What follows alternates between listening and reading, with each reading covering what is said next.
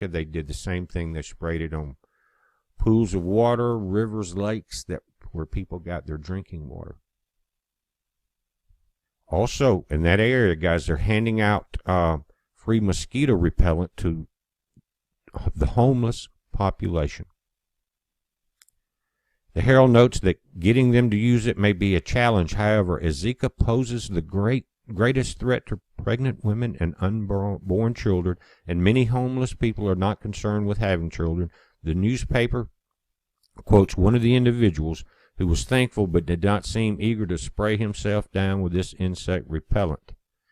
It moves more and more into population control, at the same time making an incredible profit. Now, this article's from Stephen Gilbert back in May 30th, 2014, when they were spraying it in South America. They still are. It is an organophosphate insecticide, first registered for use as an adult side insecticide in 1959, primarily to control adult mosquitoes. Guys, imagine the chemical advances since 1959, but they're still using this poison. Its nalid breaks down in both animals and in the environment, and it has many health effects, both chronic and acute. That's from the Cox Report 2002. And just the facts section on the right, you can see the actual chemical structure, but it's nalid. It's 2.dibromo 2,2-dichloroethyl dimethyl phosphate. The trade name is Dibrom. Manufacturer Amvac Chemical Corporation. They're here in the U.S. It's again organophosphate insecticide. It's a synthetic chemistry. Recommended daily intake, none. Absorption, dermal, through your skin. Inhalation and oral, most toxic when inhaled. Guys, they're spraying it. Most toxic when inhaled. Sensitive individuals, workers, of course. What about the population that don't have the mask and stuff on? Now, notice in the toxicity symptoms, it's highly toxic. The environmental, toxic to many organisms. And they're spraying it on the people in Miami. And because of winds, guys, you know it's not staying just in that area, but it's a guinea pig section. The technical grade is a colorless to yellow liquid of 93% purity with a slightly pungent aroma. It is non-soluble in water but is rapidly hydrolyzed in water. About 1 million pounds are used annually in the United States, with 70% used for controlling adult mosquitoes and the remaining 30% used on various agricultural purposes. Cotton in California and Louisiana, alfalfa in Idaho and Oregon, and the grapes in California. Mosquito control programs conducted by state or local authorities. Nalid is applied from truck-mounted or aircraft-mounted sprayers as a low-volume spray, which dispenses very fine aerosol droplets that stay aloft and kill adult mosquitoes on contact. Guys, it's amazing that how long this has been going on now in these concentrated areas. And do we really know all the chemicals that are involved in the spray? But this alone is enough. And now it's being sprayed directly on people, not just agricultural, and not just over the big lakes and stuff, but directly into the neighborhoods. Now, this goes into some of the ingredients, and they talk about it's like most other pesticides. Nalid is only makes up a small percentage of the applied product, and for mosquito control, the maximum rate for application is supposed to be 1/10 of a pound of active ingredient per acre. But they're classifying some ingredients as inert, and they're in most pesticides application, and nalin is no exception. Carolyn Cox from the Northwest Coalition for Alternatives to Pesticides lists solvents in Dibrom that are listed as inert ingredients. And so that's how they can hide some of this. But naphthalene, which has been classified by the EPA as a possible human carcinogen because it has caused lung tumors in mice, it also causes headaches, guys that are getting sprayed, restlessness, lethargy, nausea, diarrhea, and anemia. The other ingredient, 1,2,4-trimethyethylbenzene, is an eye and skin irritant and a nervous system depressant.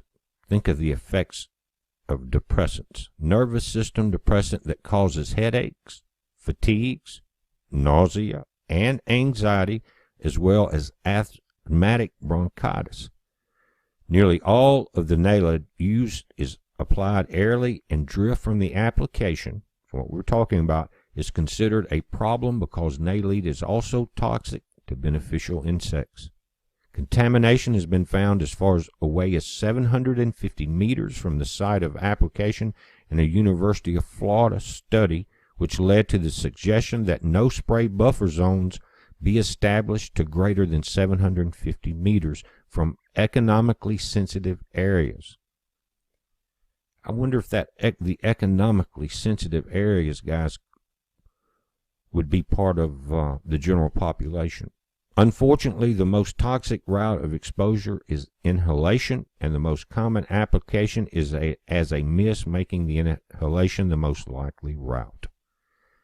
Think about it, guys, what they're spraying on the people now. They're saying the health effects stem from inhibiting mechanisms, which are common to all organophosphates.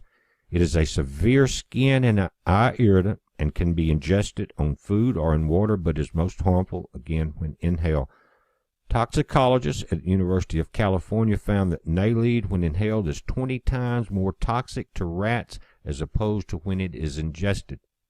The chronic effects the studies conducted on dogs and rats show that NALED does cause chronic nervous system damage, resulting in mineralization of the spinal cord and decreased nervous system enzyme activity that led to partial paralysis.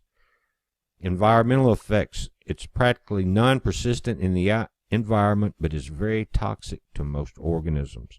Degradation and mobility. NALED is broken down into an acid through chemical hydrolysis and biodegradation, but all rapidly dissipate in soil under normal conditions. They are possibly mobile, but they usually break down so rapidly that they're not likely to leach into the groundwater. Not likely, but what about when they're sprayed on the water supplies? It has a half-life in the water of around 2 days. Now, in the usual Environmental Protection Agency doublespeak, they say, in the chapter about aquatic organisms, there are potential risks to marine fish and invertebrates. However, they are not of a major concern. However, the same document goes on to state the EPA does have significant data or sufficient data to estimate chronic risk. To the contrary, Cox reports it is very highly toxic to lake trout, highly toxic to rainbow trout, cutthroat trout, and catfish, and moderately toxic to sunfish, minnow, and bass. It is also toxic to beneficial aquatic insects such as stoneflies. The debate therefore lies whether it is long enough in the environment to cause damage. The EPA also requires that crops with higher application rates not be around aquatic environments, which also helps to limit NALED's release into the water. But guys, every crop is close to some source of water, whether it be irrigation, lake, river, stream. It is also moderately to highly toxic to many bird species, especially in Canadian geese. It has also been known to affect a reproduction in mallard ducks. It is toxic to bees and stoneflies. There's many endangered species that it's toxic to. But guys, we need to be aware of what's going on here. This is as dangerous as anything that threatens the world in this country at this time. Think of what they're doing under the excuse of preventing microcephaly and the problems that we're seeing in the newborn. They're adding to it. Again, getting very rich from it. I'm going to attach just that short video that's from some scientists in South America that shows very basically very easy to understand how this stuff is applied. And now it's being airly sprayed in Miami. It's a whole new ball game, guys. Check it out. It's a heads up. Be safe. Expert study.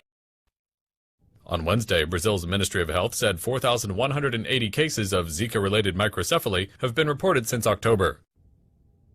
Experts studied 732 of these cases. They found that only 270 appeared to be linked to Zika. The other cases were either not microcephaly or were not related to Zika. Doctors from an Argentina-based group called Physicians in Crop-Sprayed Towns are questioning whether microcephaly may instead be linked to larvicide. The chemical is called pyriproxyfen. The government has been using it for 18 months to prevent the development of Aedes aegypti mosquito larvae in drinking water. In the state of Pernambuco, where pyriproxyfen was injected into the reservoirs, nearly 4,000 children have shown congenital malformations, especially microcephaly, the report by the group said. In its report, the group noted that in countries like Colombia, where Zika is present, no cases of microcephaly linked to the virus have been reported.